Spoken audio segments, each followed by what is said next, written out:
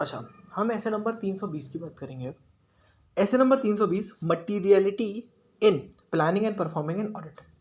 Materiality का मतलब क्या होता है? जैसे हम कई बार कहते हैं कि मटीरियल मिसस्टेटमेंट अगर निकल के आती है तो हम ऐसे ऐसे करेंगे, अगर मिसस्टेटमेंट मटीरियल नहीं है तो ऐसे ऐसे करके कर देंगे। क्वालिफाइड ओपिनियन मटीरियल मिसस्टेटमेंट के बेसिस पे होता है। तो सबसे पहले निकल के आता है कि मटीरियलिटी का मतलब क्या होता है। तो इन्होंने कहा कि कंसेप्ट ऑफ मटीरियलिटी, इन्होंने कहा कि देखो, एक तो professional judgement of the auditor के ऊपर ये चीज़ डिपेंड करती है। ठीक है, ऑडिटर का प्रोफेशनल जजमेंट है। उसके बाद फिनेंशियल रिपोर्टिंग फ्रेमवर्क के अंदर जो डिस्कशंस होते हैं ना, उसके हिसाब से, मतलब जैसे कि अगर आप बैंकिंग की बात करोगे तो बैंकिंग के अंदर उस हिसाब से डिस्कशंस होते हैं। अगर आप एनबीएफसी की बात करोगे उसका फिनेंशियल रिपोर्टिंग फ्रेमवर्क उस हिसाब से बना है। कंपनीज की बात करोगे उसका फिनेंशियल रिपोर्टिंग फ्रेमवर्क उस हिसाब से बना है। तो ये उसी चीज़ के बारे में बात कर रहा है। ठीक है, हमें समझ में आ गया। इन्होंने कहा अगर फिनेंशियल रिपोर्टिंग फ्रेमवर्क के डिस्कशन के अंदर कुछ लिखा है या कुछ बताया गया है तो उसके हिसाब से आप मटेरियलिटी को डिटरमिन कर लेना, आप जजमेंट भी लगा लीजिएगा। और अगर कुछ भी नहीं बोला गया या कहीं पर कुछ भी प्रोवाइडेड नहीं है तो आप देखो ना कि फॉर एग्जाम्पल मिस स्टेटमेंट कितने अमाउंट का कर दोगे जिससे जो यूजर्स है फिनेंशियल स्टेटमेंट के, उनका जो डिसीजन है वो इन्फ्लुएंस हो जाएगा। फॉर एग्जाम्पल 1 लाख का मिस स्टेटमेंट होता है क्या उनको फर्क पड़ने वाला है? 10 लाख का मिस स्टेटमेंट होता है क्या उनको फर्क पड़ने वाला है? 1 रुपये का मिस स्टेटमेंट होता है क्या उनको फर्क पड़ने वाला है? ठीक है, मिस स्टेटमेंट की बात होगी। उसके बाद साइज और नेचर ऑफ मिस स्टेटमेंट कैसे कैसे है, मतलब साइज और नेचर ऑफ मिस स्टेटमेंट की बात करोगे आप।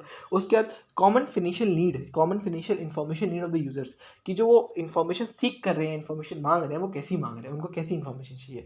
मतलब फिनेंशियल इन्फॉर्मेशन तो ऐसा हो गया कि देखो, आप मटीरियलिटी बेसिकली जब डिटरमिन करते हैं तो हम कैसे डिटरमिन करते हैं? हम कहते हैं कि अगर मान लो 10% ऑफ सेल की हम कभी कभी रख देते हैं, 10% ऑफ ऑपरेटिंग कॉस्ट की रख देते हैं। कभी कभी हम 1 लाख रुपए के ऊपर की जो ट्रांजेक्शन है फाइनेंशियल स्टेटमेंट लेवल पे, वो हमारे मटेरियल हो जाते हैं, उनको हम थोड़ा ध्यान से देखते हैं। या फिर कभी कभी वो डिपेंड करता है कि आप जिस एंटिटी का साइज वगैरह देखते हो कि एंटिटी क्या 450 करोड़ की एंटिटी 1 लाख की नहीं, हम उसमें 1 करोड़ के ऊपर की ट्रांजेक्शन देख लेते हैं। या हम देखते हैं कि 1 करोड़ के ज़्यादा ट्रांजेक्शन अगर हमें देखते हैं तो हम कहते हैं कि भाई क्या कौन से ट्रांजेक्शन है, कौन सा अमाउंट है जो एक लेवल को परसीव कर जाता है। ठीक है, ये सारी चीज़ें हमारी मटीरियलिटी पे डिपेंड करती हैं। ठीक है, लेकिन कहीं ना कहीं मटीरियलिटी जो आपकी है वो मेन ये होती है कि मिस स्टेटमेंट कितने कितने अमाउंट के हैं, जो अगर हो गया तो फिनेंशियल स्टेटमेंट के यूजर्स हैं उनकी जो एक तरीके से डिसीजन है वो चेंज हो जाएगा अगर हमने रिपोर्ट नहीं करी तो। ठीक है, उसके बाद फिनेंशियल स्टेटमेंट के जो यूजर्स हैं उनको क्या इन्फॉर्मेशन एग्जैक्टली चाहिए, उनको वो किस चीज़ के ऊपर फोकस ज़्यादा रखते हैं अपना, और साइज और नेचर ऑफ मिस स्टेटमेंट के बारे में हम यहाँ पर रिपोर्ट करेंगे। इसके बेस पे हमें मटीरियलिटी डिपेंड होती है। अच्छा, एक बार हमने मटीरियलिटी निकाल ली, चलो हमने मानी कि 1 लाख रुपए मेरी मटीरियलिटी है द फाइनेंशियल स्टेटमेंट लेवल की। ठीक है, 1 लाख के ऊपर जो ट्रांजेक्शन होंगे, भले वो सेल के हों, एसेट परचेज के हों, लोन के हों, लाइबिलिटी के हो, कोई भी ट्रांजेक्शन हो, कैसा भी हो, हम 1 लाख के ऊपर का ट्रांजेक्शन देखेंगे, ध्यान से देखेंगे। ठीक है, वो मटीरियलिटी में डिटरमिन कर दी। इसका मतलब क्या हो गया, हमने अपना रिस्क असेसमेंट प्रोसीजर और फर्दर असेसमेंट प्रोसीजर का जो एनटी यानी कि नेचर, टाइमिंग और एक्सटेंट है वो तय कर लिया। तो एनटीई ऑफ रैप, एनटीई ऑफ फैप आपका कहीं ना कहीं मटीरियलिटी से डिटरमिन करते हैं। ठीक है, उसके बाद आपका क्या डिटरमिन करता है? आरएमएम यानी कि रिस्क ऑफ मटीरियल मिसस्टेटमेंट भी इसके ऊपर डिपेंड कर जाता है। अच्छा, एक और कॉन्सेप्ट निकल के आता है, वो होता है परफॉर्मेंस मटीरियलिटी का। परफॉर्मेंस मटीरियलिटी का मतलब क्या होता है? इन्होंने कहा परफॉर्मेंस मटीरियलिटी का मतलब है जो आपने फिनेंशियल स्टेटमेंट लेवल पे मटीरियलिटी तय करी थी ना, 1 लाख रुपए की, 2 लाख रुपए की, 2.5 लाख रुपए की, हाँ, अगर मान लीजिए उससे नीचे की मटीरियलिटी हुई, मटीरियलिटी हो रही है सिर्फ 10,000 रुपये की। ठीक है, मतलब उससे नीचे के कोई मिसस्टेटमेंट हो रहा है, मिसस्टेटमेंट हो रहा है सिर्फ 10,000 रुपये का। ठीक है, लेकिन 10,000 रुपये के इतने सारे मिसस्टेटमेंट हो जाएंगे ना उस पर्टिकुलर ट्रांजेक्शन के अंदर, नीचे ट्रांजेक्शन के अंदर 10,000 रुपये के इतने सारे हो जाएंगे कि वो जो आपकी फिनेंशियल स्टेटमेंट होल की आपने जो मटीरियल तय करी थी उससे भी बड़ा मिसस्टेटमेंट या मटीरियल मिसस्टेटमेंट बन जाएगा। तो परफॉर्मेंस मटीरियलिटी का मतलब क्या होता है? परफॉर्मेंस मटीरियलिटी का वो शॉर्टर अमाउंट है या छोटा अमाउंट है जो आपका ऑडिटर सेट करता है, which is less in the materiality of financial statement as a whole. क्योंकि अगर ये वाले जो आपके मिसस्टेटमेंट हैं ये अगर अनकरेक्टेड रहते हैं या अनडिटेक्टेड रहते हैं तो ये आपके एक्सक्लूसिवली, यानी कि अगर आप सारे के सारे मिला के देखोगे, ठीक है, तो ये सारे के सारे मिला के आपके material for financial statement level as a whole बन जाएंगे। उसको हम परफॉर्मेंस मटीरियलिटी कहते हैं। चलिए, इन दोनों का मतलब समझने के बाद ऑडिटर की रिस्पॉन्सिबिलिटी, ऑडिटर की ड्यूटी होती क्या है? देखिए, ऑडिटर ने सबसे पहले तो ऐसे 300 के हिसाब से ऑडिटर की स्ट्रैटेजी बनाई हुई, ऑडिट का प्लान बनाया होगा। ठीक है, उसने स्ट्रैटेजी वगैरह प्लान वगैरह बनाया। उसके बाद वो क्या करेगा, वो बैठेगा, वो देखेगा भाई materiality at a financial statement level क्या है, डिटरमिन कर ली।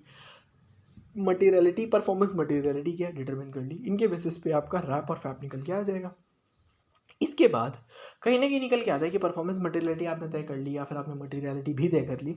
उसके बाद भी निकल के आता है कि कुछ सिग्निफिकेंट ट्रांजेक्शन या कुछ स्पेसिफिक ट्रांजेक्शंस होते हैं जहाँ पर एक अलग मटीरियलिटी आप तय करते हो। क्यों? क्योंकि जो यूजर्स हैं ना फिनेंशियल इन्फॉर्मेशन के, वो उसको सीख करते हैं। मतलब फॉर एग्जाम्पल अगर आपकी प्रॉफिट की बात करते हैं, हम लॉस की बात करते हैं, या फिर हम बात करते हैं कि मान लीजिए हम जीएसटी या फिर जो स्टैट्यूटरी ड्यूज है उसके पेमेंट ना पेमेंट की बात करते हैं, या मान लीजिए हम इंश्योरेंस का ऑडिट करने के तो हम आईआरडीए की बात करते हैं, तो IRDA is the user of the financial statement, ठीक है।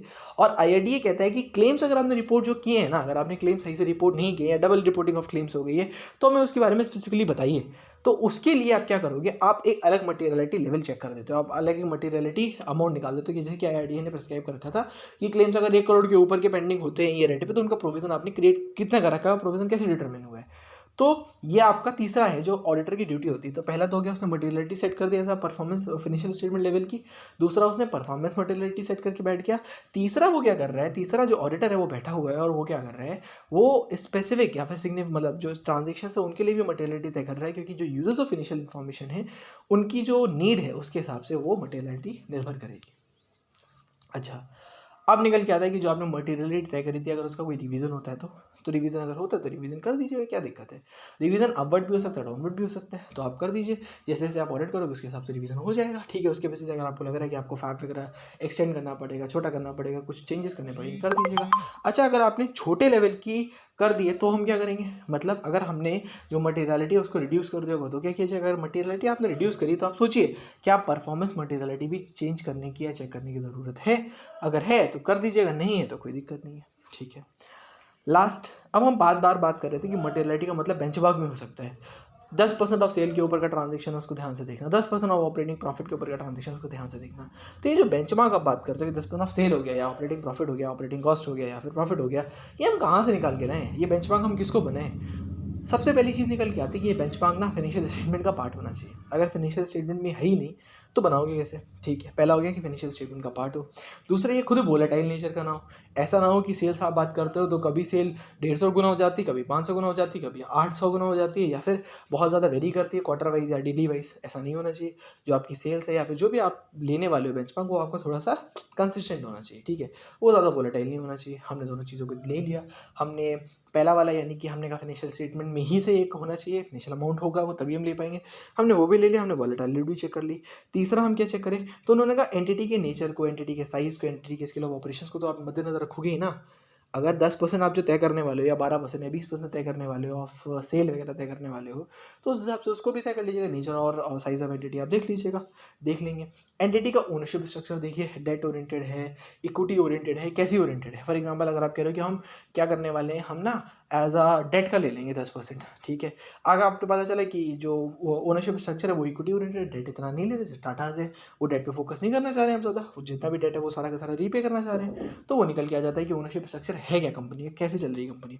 और पांचवा क्या निकल के आता है कि जो एंटिटी के यूजर्स ऑफ इनिशियल इन्फॉर्मेशन है उनका, फॉर एग्जाम्पल इंश्योरेंस का एग्जाम्पल दिया था, तो अगर हम materiality as a percentage of claim ले लेंगे तो ज़्यादा वैलिड रहेगा, क्योंकि उनको क्लेम के ऊपर थोड़ा ज़्यादा फोकस रखना है।